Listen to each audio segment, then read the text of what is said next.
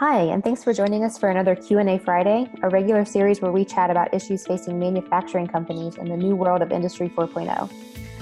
I'm Jessica Vodden, a team member here at Mountain Point, and I'm joined by Tony Bonarini, our principal ERP consultant. Hey, Tony. Hi, how are you? I'm doing great. Hey, I'm really excited to see the demo that you put together for us today. Tony's going to show a mobile application that Mountain Point built that interfaces with the Rootstock ERP system, which is a cloud ERP system built entirely on the Salesforce platform. And he's going to show us some examples of how you guys can use this to really streamline your operations. So, Tony, I'll stop talking and let you take it from here. Excellent. Thank you, Jessica. So this mobile application is a fully managed application on the Salesforce platform that interacts with the Rootstock Cloud ERP platform that is within Salesforce. And we have three main categories that this application covers: inventory transactions, every type of inventory transaction, to leveraging a custom cycle count functionality that this application adheres to as well; work order operations, work order processes that entail work order operations, everything from quantity labor booking within Rootstock to inventory receipt for items, all functionalities on the shop floor for every shop floor; and sales order, which is focused around the fulfillment process within Rootstock, allows these processes to be in sync, right? So you have the ability to manage your inventory, manage how to get inventory, and manage how you handle inventory and get the inventory to the customer. All of which native on the application, managed by Mountain Point, but allows us to tailor the solution to the client and whatever the client's need is. And Tony, you can scan with this, right? Like I think you were telling me that there's like a scanner you can attach to make inventory counts quick. That is correct. This barcode on the top right-hand corner allows the user to click and then brings up a camera in place. Now, this app also works with an infrared sled. So it allows users to slide the sled in, has an infrared scanner, 1D, 2D ready, allows the user to scan a 2D barcode or a 1D barcode to get input output from either an item, a work order barcode or QR code, a sales order barcode or QR code. All of those entry points are living within Salesforce and all respond with the application. So I imagine that can really speed up like cycle counts. Yes. This specific client actually leveraged a cycle count functionality that is the reason for the sled, because the speed needed to be there, the response time needed to be there, and that user interface, which is also on this application from a permission perspective, allows certain users at the specific periods of time to execute cycle counts using that sled. So all inventory transactions can be leveraged with the sled. This specific client actually uses all of their devices with the sled, so all transactions are quick and timely, as opposed to the phase one that leveraged the camera itself. But you can take the sled off and use the camera. You can keep the sled on and use the sled. It's dynamic in that and has intuitive processes within the application to not have any overhead for the client as far as the hardware is concerned. That's awesome. And I think you told me that using this technology, when this client in particular was doing their inventory, you said that it saved them a day and a half across their entire staff in Yes. like their end of year reporting. Yes, with a 60,000 item inventory count, right? So they have 60,000 different pieces of products. It was extensive, and this application handled all of it and all handled native processes within Salesforce and Rootstock. Great. Yeah, I love the on-the-fly capabilities of this, so that, you're just walking through your warehouse. If you need to update a count or, transfer from one branch to another, you can do that quickly. And exactly. Are there permissions in place so that only certain users, like maybe an inventory manager, can do that? Yes, we handle all those permissions within the Rootstock platform, all with custom field sets and custom identifications for certain users to behave accordingly with the application. So we have our own little application permission set, per se, that is in place that allows admins within the companies to manage who does what. That's awesome. All right, tell me about work orders. Sure. So from a work order perspective, again, the point of work orders is to move items through the shop floor effectively and efficiently, right? Same as within Rootstock. The processes within Rootstock require users within the native UI to progress work order operations fairly manually. That's just how the nature of the platform works. There's an application that Rootstock provides that makes this effective. And then we essentially created a process within our own that kind of streamlines the process for the user. And what I mean by that is it allows the user to essentially just click the operation, and all types of users, right? There's a lot of users that have a different level of technical aptitude. And what this does is it essentially moves items from operation to operation while backflushing labor, all of which are characteristics within Rootstock.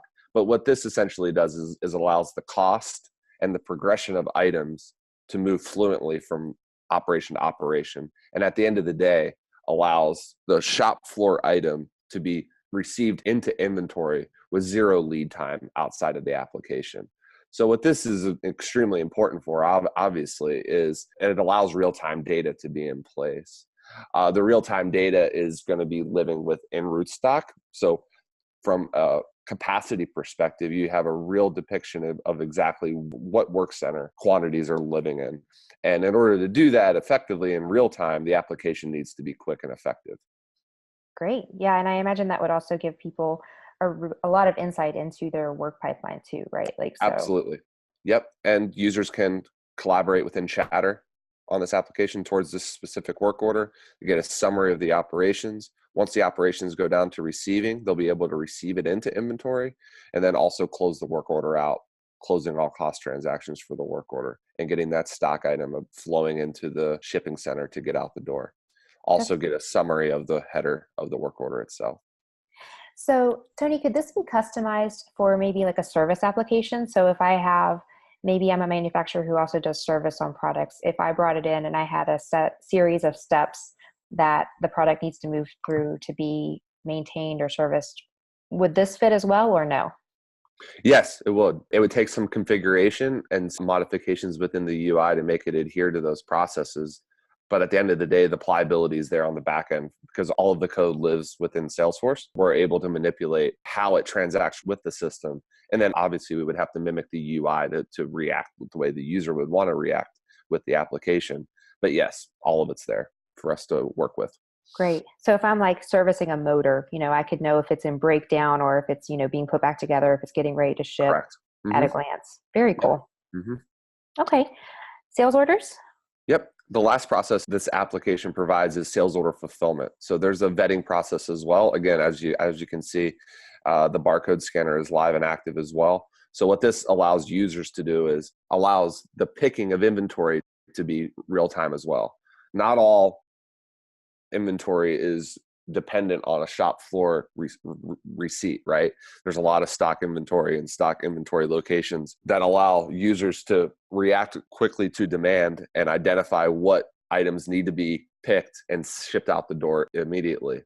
What this does is allows users to go into their inventory locations, fully vet the items that are in place. And we actually have intuitive logic within this application that identifies whether or not that item is A, on the sales order itself, validated on a sales order line. B, has it already been fully issued on the sales order line? And it interacts with the user in that fashion to allow the user to intuitively make the correct pick and issue on the sales order without making an incorrect pick, right? With the incorrect item. And the validation is strictly on the UPC level.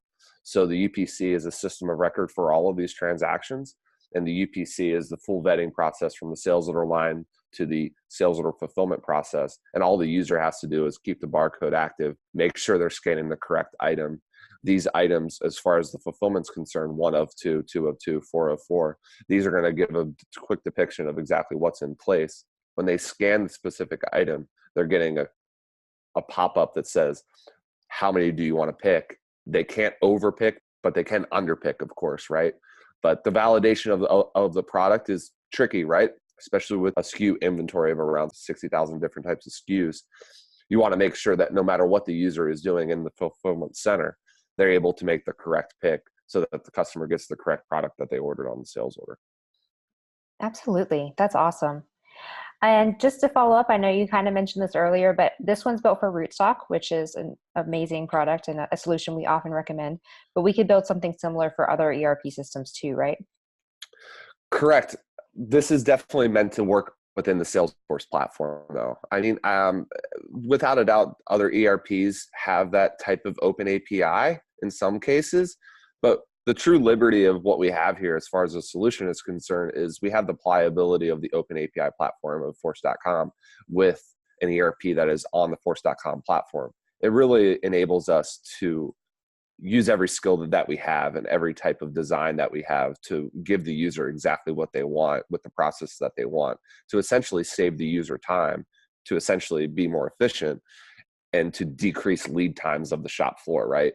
Not only from the shop floor, but to the customer to get the product, the finished good, whether it needs to be manufactured custom or it's a stock item that needs to be issued. This application cuts all the corners to allow the users to do exactly what they need to do to get the customer the product as quick as possible. That's awesome. And have that overarching insight into their entire operations with everything on one platform. Exactly. With real-time data, right? There's no lead time. There's no backlog of one user that has to do all of these transactions in order to get the system up to speed. Rootstock's a full control system, so it has dependencies of processes that require you to progress. What this application does is does those progressions within the application mobily. That way there's no gaps as far as getting something to an invoicing stage. There's no gaps as to getting a work order to a receipt stage. Everything's real time, and it enables the user to have full visibility from a manager level and the full functionality and pliability from the user level to do their job effectively and quick. That's awesome. All right, Tony. Well, thank you so much for talking with me today. This is a great overview. For those of you out here who are listening, if you have any questions that you'd like us to answer, please let us know. You can hit us up in the comments on our social media channels. You can email us. We'd always love to hear from you. And thanks again, and happy Friday. Awesome. Thank you, Jessica. Bye now.